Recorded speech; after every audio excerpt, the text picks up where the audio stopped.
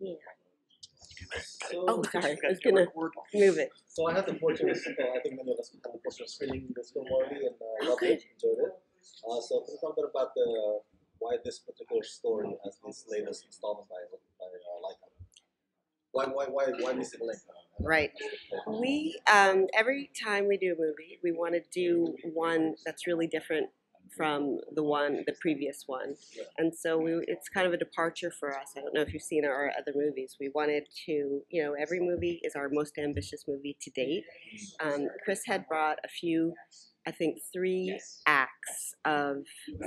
first acts of different projects to Travis, and we kind of fell in love with this one. And it ticked all of our boxes in terms of its ambition of doing something different, and also felt like the right period of time to do this movie. I think for a lot of different reasons. Well, there seems to be a huge interest in cryptozoology, so I could assume that Yeah. would be one of them. Yeah. Are you guys looking to do a shared universe with, like a paranormal thing with Missing Oh Link? my And then a aliens one God, at that some is point? such a great idea. Do I get a 10% finder fee? Yes, you do. And you have that on camera. John will give it What's to your you. name? Yeah. How do you spell that? That's an incredible idea. I mean, it's neat.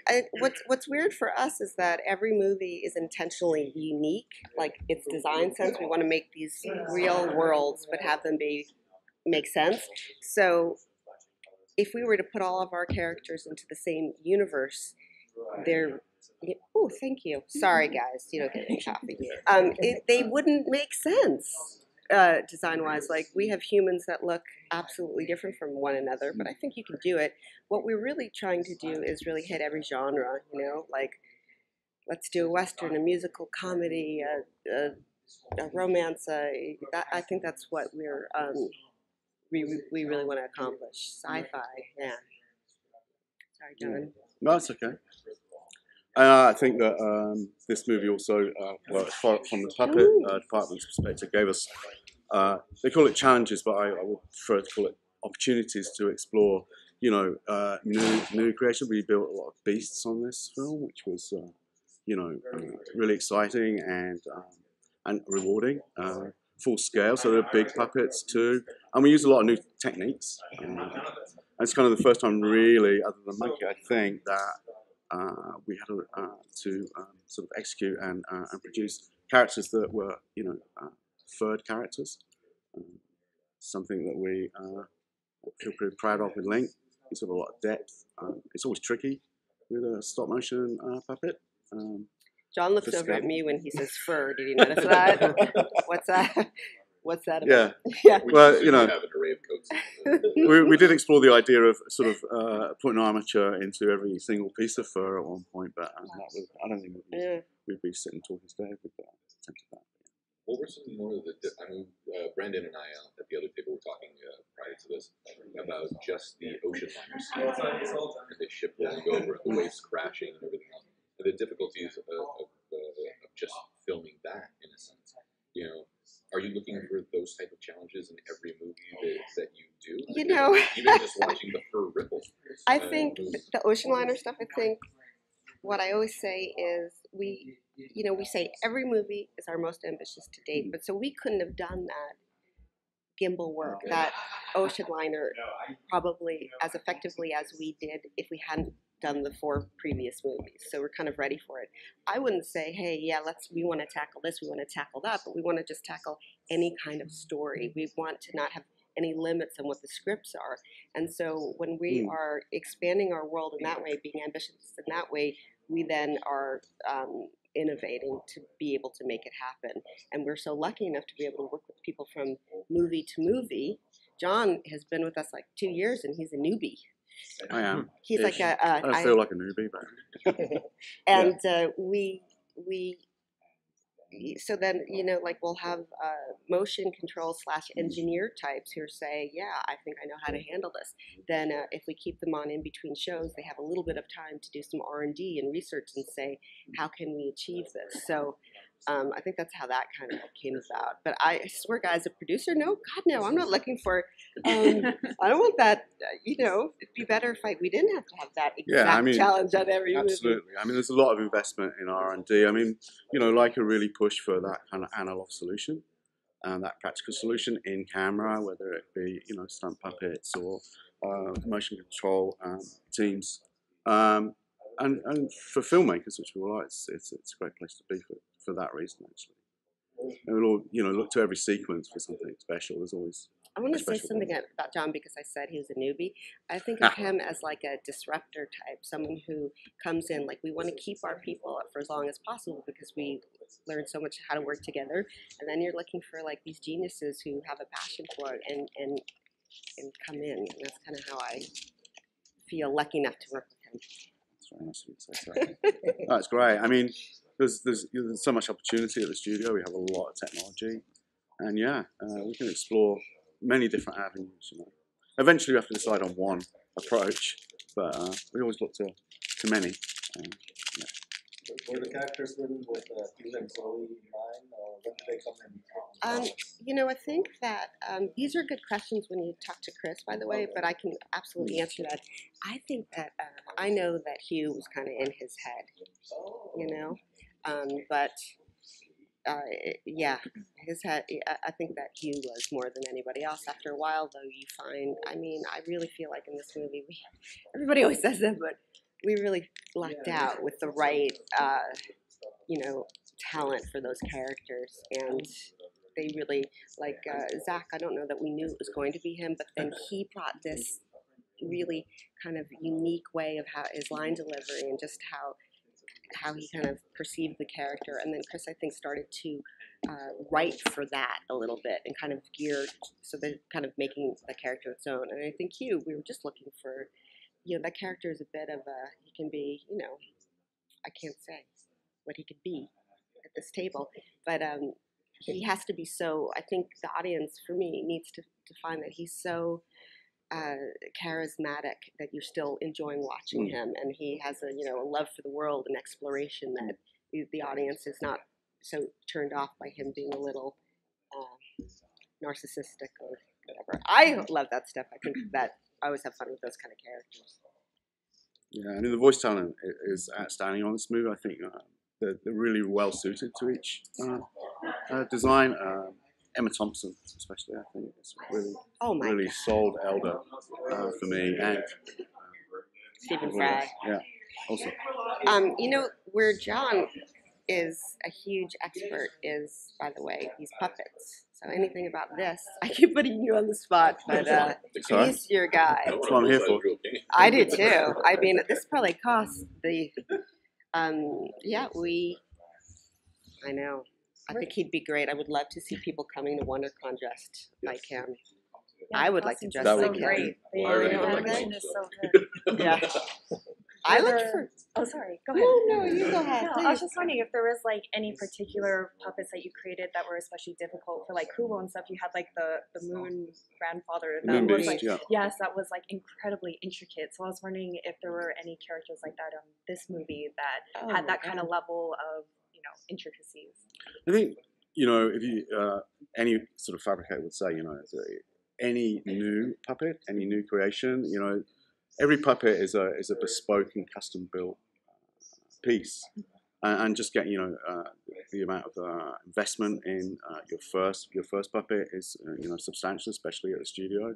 On this movie, we really sort of wanted to bring the performance from within and enable the animators to actuate that. So I think there was added complexity, definitely, with Missing Link. The elephant. Well, the elephant was interesting in that when we looked at the elephant and we saw that sculpt, it was very locked in. It's a beautiful sculpt, but it's very solid mass. So what we explored was, and eventually arrived at, was we had every puppet has an armature, it's like a metal skeleton. And we decided that we'd like to put some stylized bones, like thigh bones, and shoulders, and literally pull a thin skin over that over that model, over that puppet, so we could, see sort of shift in skin and some weight, and it really gave that puppet a lot of gravity and integrity, and it really sat well in that world. And the puppet is full huge. size in relation to. We're looking at that. Yeah.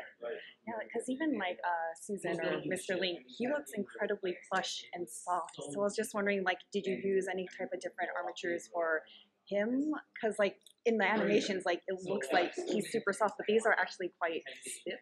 He is soft on the outside. A little soft on the inside, but he's full of. He's full of mechanics. Link actually is probably as a big addition. So we always make replica puppets. He has mechs inside him that will enable him to breathe and take breath, for example. He has a squash and stretch mechanism to give him bounce and lift. And we also needed to control that belly, and we have a belly mover in there. We call it girth control, that we can move out of the way when he's sitting down, and it also gives him that bounce. He's a very large character, but a very lively character. He's our largest hero character we've had at Core Lines, and probably weighs the most too. About 3 kilos, just. I have no idea what that means. Yeah. Anybody? Yeah. Oh, sorry, it's metric. It's 6 and a bit. It's 2.2. Your observation was right, because we wanted him to look exactly the way you experience him, soft and warm and cuddly. We really want the audience to feel like you just want to wrap your arms around him. So we're happy that he looks that way on screen. Yeah. Were there any like technological developments since like Kubo and kind of dealing with Monkey and like how the fur and everything moves that like helped you actually execute this? I think the process of finding Link and the materials that it was going to be built out of. When we landed, because it's pretty much silicon. It was a mix of silicon and urethanes, which kind of product you find in your car, for example. All of those materials are in there, and we use them a little differently. So once we decided on that, because it had the most range, it contracted, constricted, we needed to make sure that him being made of rubber, he didn't look like rubber. So working through that was quite a path, quite a journey. And also the thing that he had mentioned before, like, hair is not the friend of stop motion animation. And so that was just to work out how he would look designed, but you would, as an audience member, really recognize that that's fur, not just this designed element. And that, I think, was for us, that's a big achievement. I don't know if it's an innovation so much. We've had, I think a lot of the innovation came in some of the rigging that John's talking about, both internally and externally we've done, and some of that motion control work that we've done too. Was there a character that you created for this movie that you would have loved to put in but just didn't work, whether it was style-wise or the mechanism to get it to fit into the story? I wish I had a fun answer about that. I mean, sometimes what happens is we'll move the additional characters to CG if we just can't do it, if you're only going to see it in 1 or 2 shots, like he's saying. And then sometimes, we get characters get cut in every movie, and these movies too, and I still will mourn the loss of them. But there's only so much, we want to make, especially our hero characters, as in camera as we can. And sometimes we can't do it. But we do seem to make more, although we didn't make more on this movie, we do seem to, try to be able to make more. Like John is saying, there are all these bespoke characters. So even though we've had all this experience now, 13 years of doing it, there's still all the design and the building are unique. They're like prototypes for this movie, and then we don't get to use them again. So there are some characters who you think, oh my God, how are we going to do this character? And then some that we think are going to be really easy, and they end up being really hard. And sometimes they get, brought to CG depending on the schedule. But I think for characters, we want to do them. We really love our facial animation, and we just want to do as much physical puppets as we can. Yeah, totally. I mean, when the character lists come through, the department wants to take every single one, but it's not always possible. There was a yak actually, which was, but it was such a small scene. It went to CG. It did. Those 3 we would have yaks. loved to have done Do you remember those guys? Yeah. But But they weren't speaking, so that's how we kind of rationalized no, they're kind of there. They make their But they were wonderful. Fantastic design. And Although I did love the chicken. That's chicken. the chicken. Yeah, chicken's favorite. There's a stunt chicken in there as well. Tell There me is. about the There's a stunt chicken. rubber stunt chicken, squash and stretch chicken. So how do you determine the size of the puppets for filming? Do they vary from film to film? They do vary from film to film. For this movie, at the beginning, I was really, really keen and wanting to drive them being smaller in scale. Because as a producer who's been around the block a couple of times, I know that when they grow in size, the sets grow exponentially. And then you take over more space, you need more people, you need more equipment. It's just a lot to handle. And it's just the fact. I think the sweet spot for an animator usually is between like 11 and 13 inches. That's what's comfortable for them for the main characters, and then we kind of go from there. And I think it's 5th scale, by the way, 1/5 scale compared to human scale.